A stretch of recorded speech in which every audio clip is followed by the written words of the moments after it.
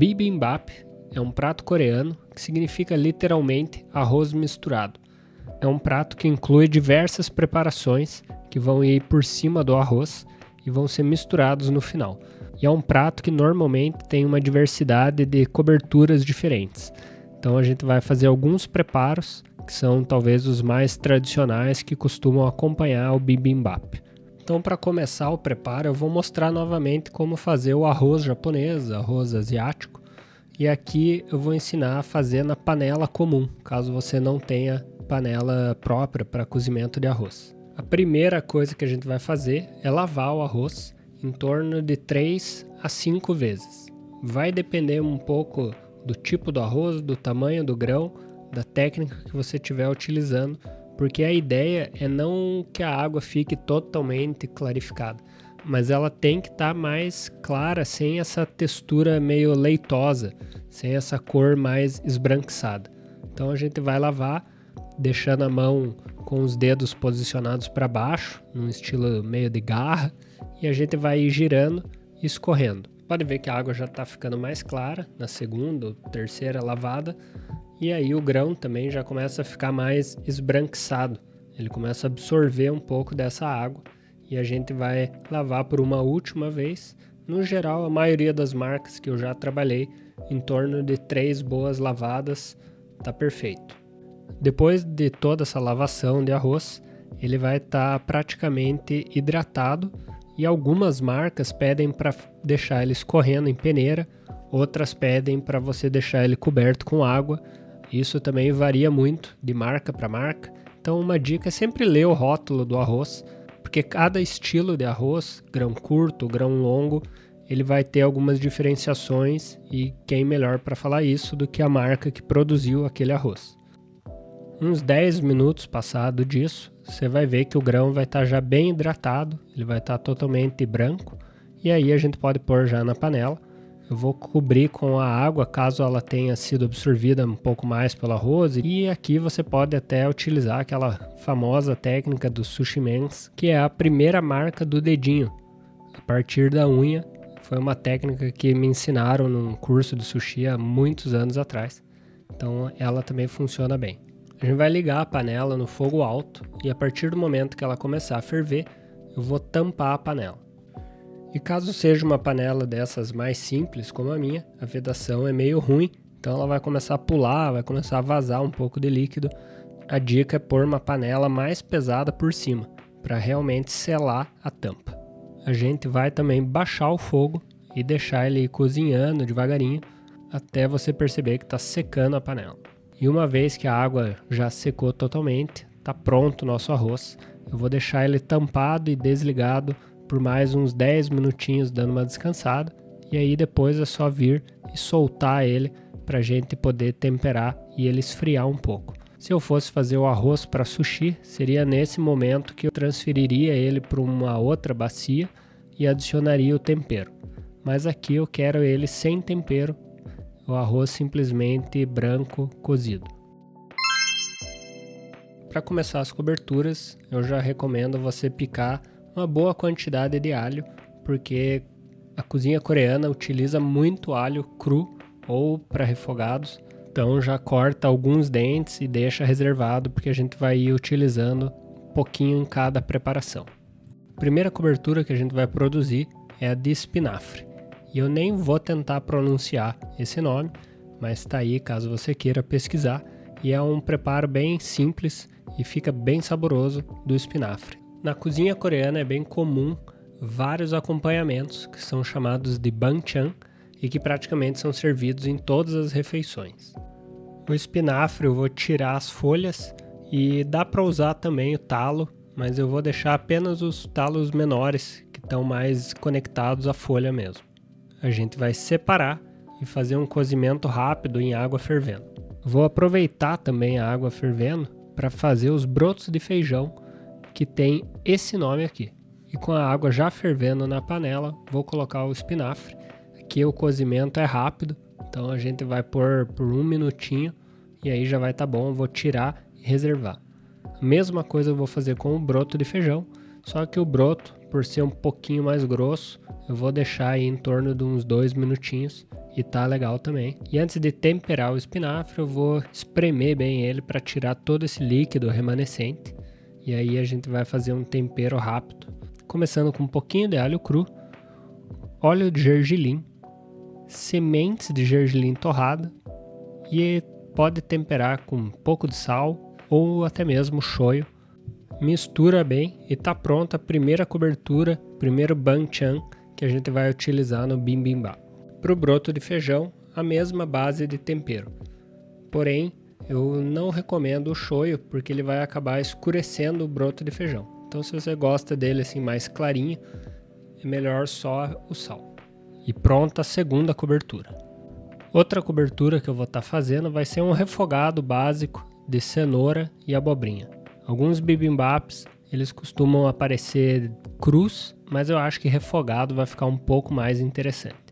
Então eu vou primeiro ralar a cenoura utilizando o meu mandolim, fazendo assim palitos. Mas se você não tiver algo para ralar dessa forma, você pode fazer na faca.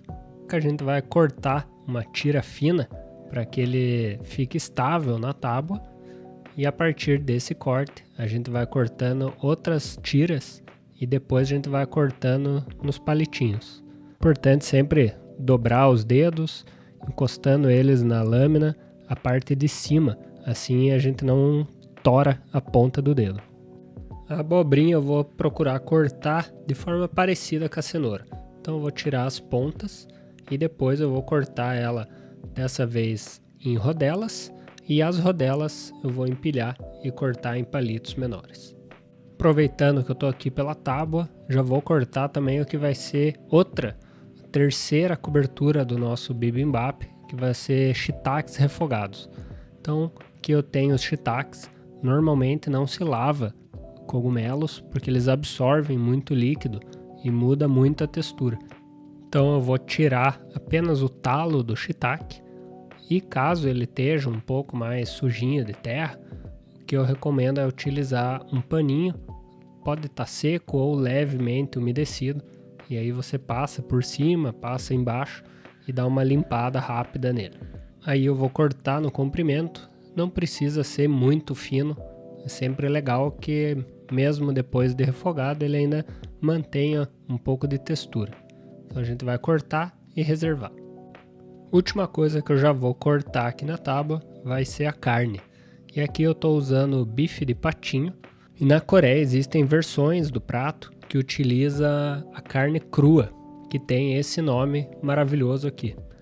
No caso da receita aqui do vídeo, eu vou estar fazendo um refogado dessa carne. A gente vai temperar ela, deixar ela marinando por alguns minutos e eu vou refogar na wok depois. Começar marinado com um pouco de alho picado, shoyu, óleo de gergelim, shoyu escuro para trazer mais cor e aí fazer aqui uma bela massageada na carne. E a gente vai deixá-la descansando enquanto a gente faz os outros preparos. E agora vamos para o fogão para começar a refogar todas as coberturas. A gente vai ir fazendo numa sequência, que é para não ficar, faz um pouco, lava a panela. Vamos começar colocando ele, o famoso alho picado. Logo em seguida eu vou entrar com os cogumelos. Vou começar a saltear eles aqui rapidamente. Aí eu tempero com um pouco de sal, shoyu e uma pimentinha do reino para dar mais perfume para os cogumelos. Refoga por mais um minutinho e reserva. Na sequência, de novo, começando com o alho, vou refogar já junto com as cenouras. Em torno de uns 2-3 minutinhos ela já vai dar uma amolecida e aí eu coloco a abobrinha. Para o tempero, eu vou adicionar primeiro óleo de gergelim, pouco de mirim, que vai trazer uma caramelização para esse refogado, e sal a gosto. Refoga por mais um minuto e reserva. E a carne, como ela já estava marinada, com alho, com os temperos, é só refogar até chegar no ponto que você prefere. Ajusta o sal se precisar, estou colocando só para dar uma levantada a mais nos sabores, e aí eu vou reservar e a gente vai para a montagem do prato. Antes disso eu vou preparar um molho para realmente ajudar a misturar todos os sabores com o arroz. Então eu vou começar com vinagre de arroz, em seguida eu vou colocar mirim, shoyu escuro, óleo de gergelim, mel ou açúcar, caso você prefira. Vou misturar isso aqui muito bem. E por último, a famosa pasta de pimenta e soja fermentada, base da gastronomia coreana, gochujang. Não tem receita coreana, basicamente, que não use essa pasta. E já vi algumas preparações de bibimbap que eles apenas colocam ela direto por cima, mas eu prefiro ela mais misturada num molho, porque ela por si só já tem um gosto bem forte, bem característico. E por que não colocar um pouco mais de alho? Dessa vez eu vou ralar ele na microplane. Como eu comentei antes, né? Cozinha coreana, muito alho. E aí é só misturar tudo, tá pronto. Sujando toda a louça da cozinha, agora a gente vai para a montagem. Já tem aqui o bowl com arroz, aí a gente vai montando de forma que cada ingrediente tenha o seu destaque. Começo colocando a carne, sempre colocar ela, todos os sucos que tiver ali no prato. Logo depois eu posso pôr a cenoura e a abobrinha para destacar mais entre as cores.